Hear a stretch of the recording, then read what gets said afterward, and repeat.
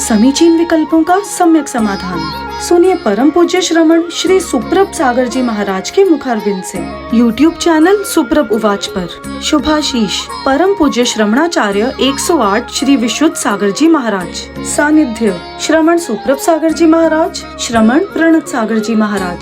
पुणे आर्जक श्री रविंद्र जयश्री, कुमारी परिणा गहाणकर अमरावती, 100 मोक्षता राजस done Gavkar Aurangabad. ओम नमः सिद्धेभ्य। नमो नमः दुहितं कराय वीराय भव्यां भुजभास्कराय अनंतलोकाय सुरार्चिताय देवादिदेवाय नमो जिनाय देवादिदेवाय नमो जिनाय। पंच परमेष्टि भगवान की परम पूज्य आचार्य भगवंत गणाचार्य श्री विराग सागर जी महाराज की परम पूज्य पट्टाचार्य आचार्य भगवंत गुरुवर विशुद्ध सागर जी मुनि महाराज की परम पूज्य मुनि श्री प्रसम सागर जी सुप्रभ सागर जी महाराज की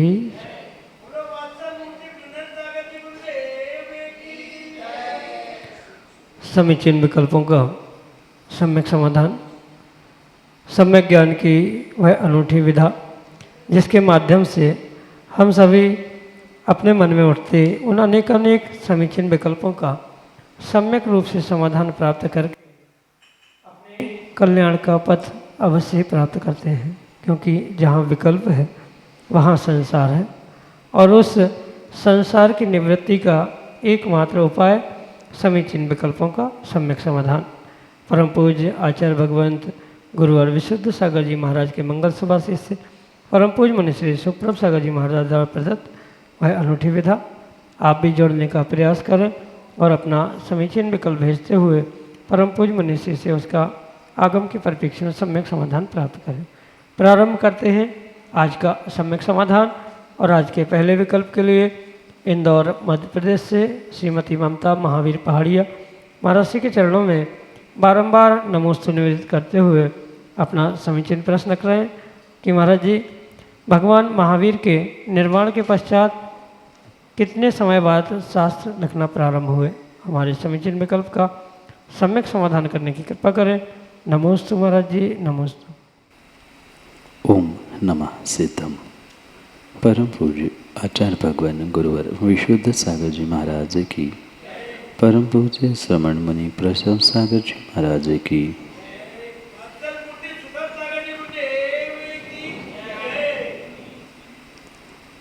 तीर्थंकर महावीर भगवान के केवल ज्ञान को प्राप्त करने के उपरांत उनके उस 30 वर्ष तक केवली बहनकर इस धरा पर विचरण किया।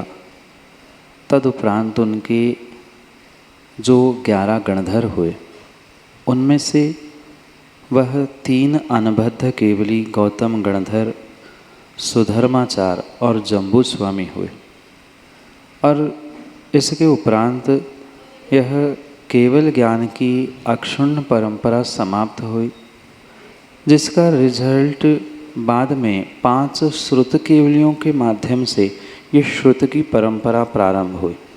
जो 11 अंग और 14 पूर्व के ज्ञाता थे, ऐसे 5 श्रुत केवली आचार्य भगवंतों के बाद में क्रम से जैसे ही क्षयोक्षम का ह्रास होता गया, क्षयोक्षम कम होता गया, 11 अंग 10 पूर्व के ज्ञाता, कुछ क्रम से ये श्रृंखला कम होते हुए मात्र 1 अंग तक ये व्यवस्था पहुंचती है और जब ये श्रुत की परंपरा लगभग 633 वर्ष तक मात्र उस श्रुत ज्ञान के क्षयोक्षम के ह्रास के कारण यानी कम होने के कारण से दिन ब दिन उसमें उन ज्ञान को श्रुत का अर्थ सुनकर प्राप्त किया ज्ञान होता है। गुरु से सुनकर ही लगभग 633 वर्ष तक ये श्रुत परंपरा कानों से श्रुत यानी सुनकर ही चलती रही।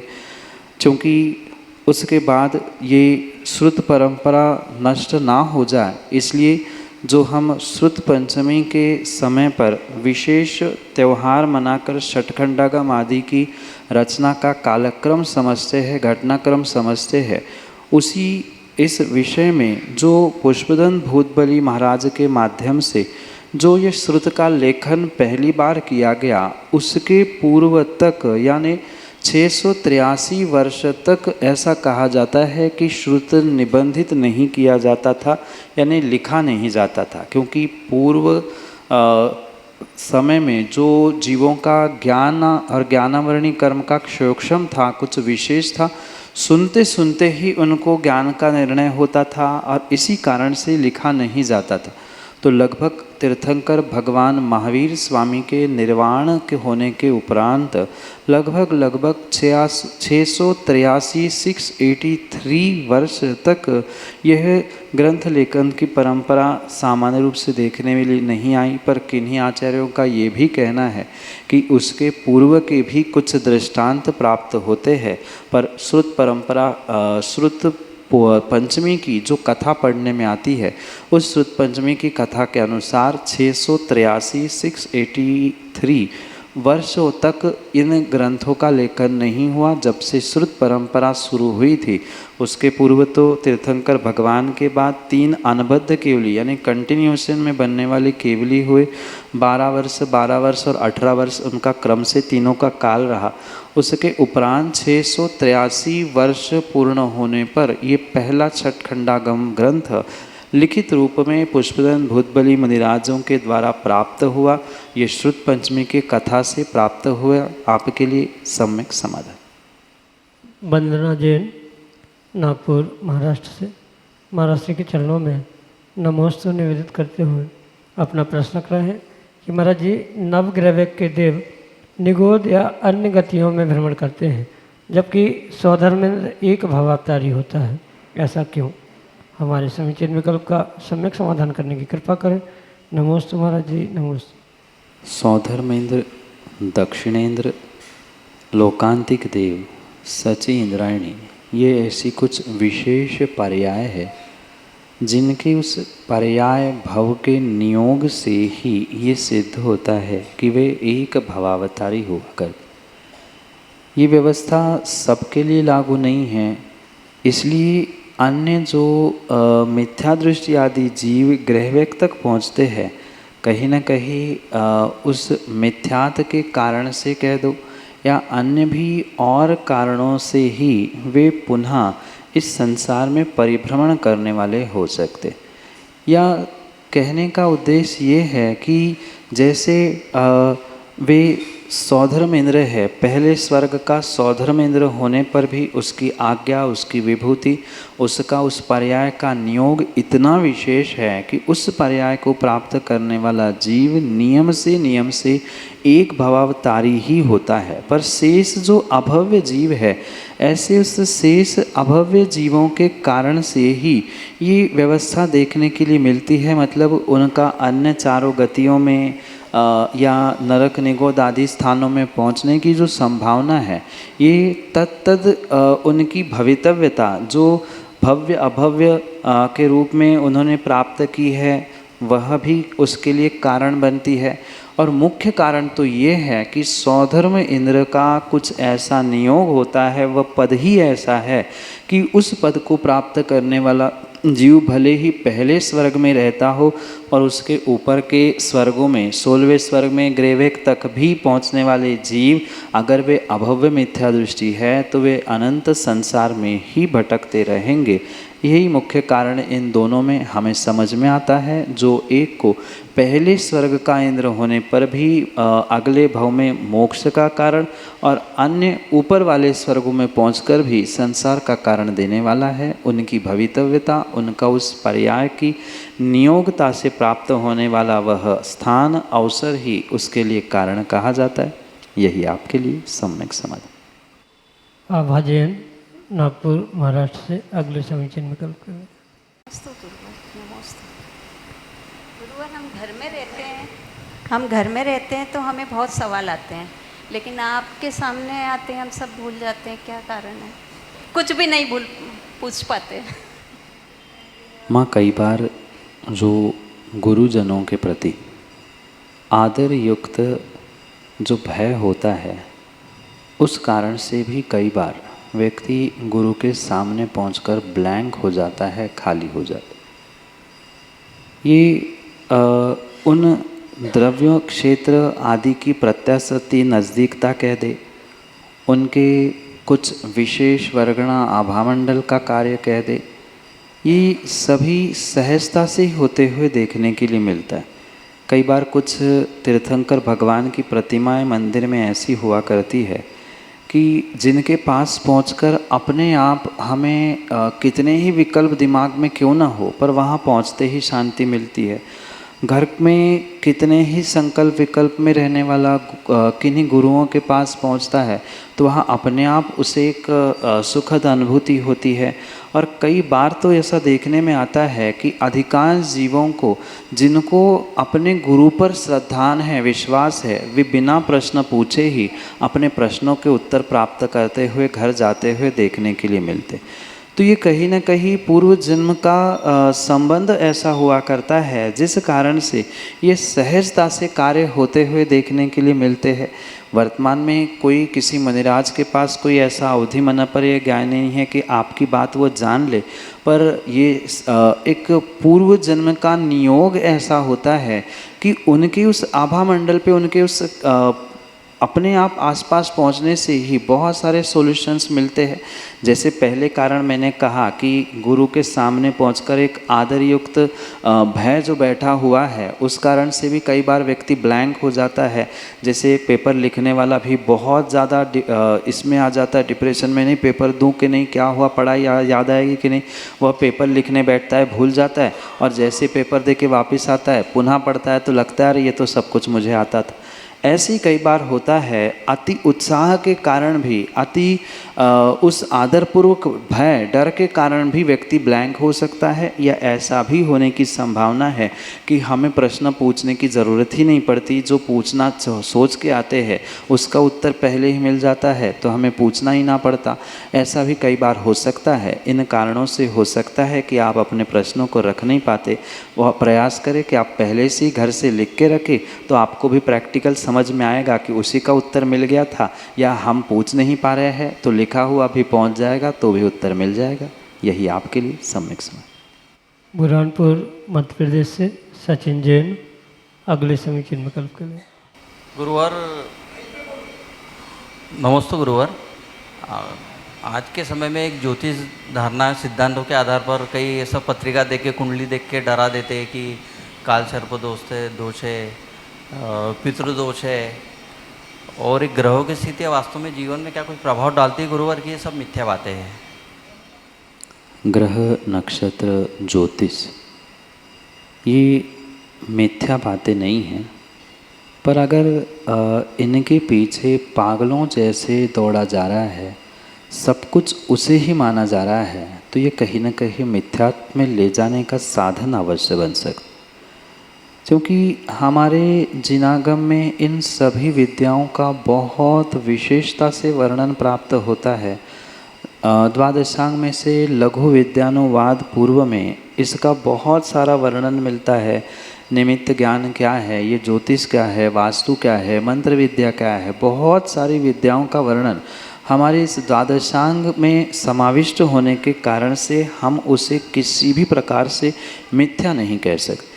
पर ये बात अवश्य समझना, अगर इन बातों को लेकर व्यक्ति पूर्ण रूप से उसको ही सब कुछ मानकर पागल हो रहा है कि नहीं, उस ग्रहों को लेकर या सभी इन्हीं व्यवस्थाओं को लेकर, तो ये बात पक्की है कि कहीं न कहीं वहाँ पर विडंबना होते हुए मिथ्यात्व में पहुँचने की संभावना हो सकती है। इन निमित्तों को निमित्त रूप कुछ अंशों में तो स्वीकार करे कि ठीक है ये कुछ तो है, पर सब कुछ नहीं है। व्यक्ति का स्वयं का उपादान, स्वयं का पुण्य, स्वयं का पुरुषार्थ इसके लिए बहुत श्रेष्ठतम कारण हुआ करता है।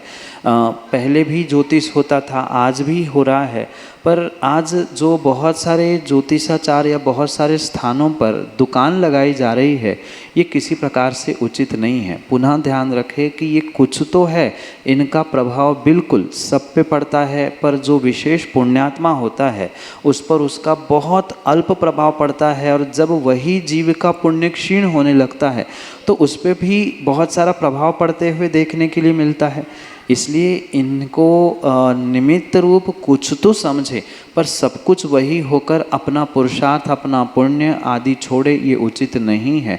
इनको समझते हुए कुछ पुरुषार्थ पुण्य बढ़ाने का, कुछ पुरुषार्थ देवशास्त्र गुरु की सेवा, वैयावृत्ति, पूजन पाठ, धार्मिक क्रियाओं से जुड़ने का किया जाएगा तो समय समय पर कुंडली के ग्रहों की स्थिति बदलते हुए भी देखने के लिए मिलती है। हाथों के लकीरें भी बनती बिगड़ती देखने में आती है। इसलिए मात्र हाथों के लकीरों को या कुंडली की उन ज्योतिषों को ही देखकर अपने जीवन का कार्य मत करें। वे सब कुछ नहीं, कुछ तो होते हैं। इसके अलावा गुरु का आशीर्वाद, प्रभु की कृपा और आपका पुरुषार्थ उसके लिए साधकतम साधन बनते हुए आपके जीवन में बहुत कुछ बदलाव ला सकता है। इन्हें कुछ तो समझे, पर सब कुछ मानकर उसके पीछे दौड़ते हुए मिथ्यात्व की ओर जाने का प्रयास ना करें। यही आपके लिए सम्यक। दिनेश जैन, नागपुर, महाराष्ट्र से अगले समीचीन विकल्प। नमोस्तु गुरुदेव। गुरुदेव, हम घर से निकलते हैं, 4 कदम भी चलने में हमें स्कूटर होना या ऑटो होना, और साधु के साथ 4-4, 5-5 किलोमीटर चल लेते हैं, ऐसा क्यों होता? साधु और गुरु की कुछ विशेष ऊर्जा हुआ करती है, जिसे सामान्य भाषा में वर्गणा या अन्य भी शब्दों से कहा जा सकता है, जिसे हमारे धर्म ग्रंथों में द्रव्य की प्रत्याशक्ति या नज़दीकता के रूप में कहा है। द्रव्य का, क्षेत्र का, स्थान का, व्यक्ति का प्रभाव कहीं न कहीं दूसरे व्यक्ति पर अवश्य ही पड़ता है। अच्छा है तो अच्छा पड़ता है, और बुरा है तो बुरा पड़ते हुए भी देखने के लिए मिलता है। कई बार यात्रा करते समय बगल में बैठे हुए व्यक्ति को जानते नहीं हैं, पहचानते नहीं हैं, पर फिर भी ऐसे लगता है कि ये जल्दी से उठ के चला जाए, ये क्यों मेरे बगल में बैठा है। कई स्थानों पर जाकर ऐसा लगता है कि नहीं, हमें यही बैठना चाहिए। तो ये कहीं ना कहीं उस क्षेत्र की, उस स्थान की, उस व्यक्ति की, उस द्रव्य की विशेष ऊर्जा, उस ऊर्जा की नज़दीकता में जैसे ही पहुंचता है जीव, वैसा ही उस पर प्रभाव होते हुए देखने के लिए मिलता है। और इसी कारण से सामान्य रूप से जो श्रावक यूँ पैदल नहीं चल पाते, 10-50 कदम पे मंदिर है तो उसके लिए भी उन्हें गाड़ी, वाहन की आवश्यकता पड़ती है। पर वही जब गुरु साधु के साथ चलते हैं, उनकी वह कुछ विशेष ऊर्जा, उनकी वह नज़दीकता, उनके द्वारा मिलने वाला कुछ ऐसा एक आत्मसंबल होता है कि पता ही नहीं चलता कि कब 4, 10, 6 किलोमीटर यात्रा तय कर चुके हैं। ये मात्र उन व्यक्तियों की एक विशेष ऊर्जा का ही प्रभाव है, उनकी नज़दीकता का ही प्रभाव है कि जो बहुत कुछ भी नहीं कर पाते या कुछ भी नहीं कर पाता है, ऐसा भी व्यक्ति उनके सानिध्य को प्राप्त करते हुए, उनकी उस शक्ति के कारण से, उनकी उन वर्गणाओं के कारण से कहीं न कहीं बहुत कुछ कर जाता है। यही आपके लिए सम्यक समझ। समीचीन विकल्पों का सम्यक समाधान सुनिए परम पूज्य श्रमण श्री सुप्रभ सागर जी महाराज के मुखारविंद से। YouTube चैनल सुप्रभ उवाच पर शुभाशीष परम पूज्य श्रमणाचार्य 108 श्री विशुद्ध सागर जी महाराज। सानिध्य श्रमण सुप्रभ सागर जी महाराज, श्रमण प्रणत सागर जी महाराज।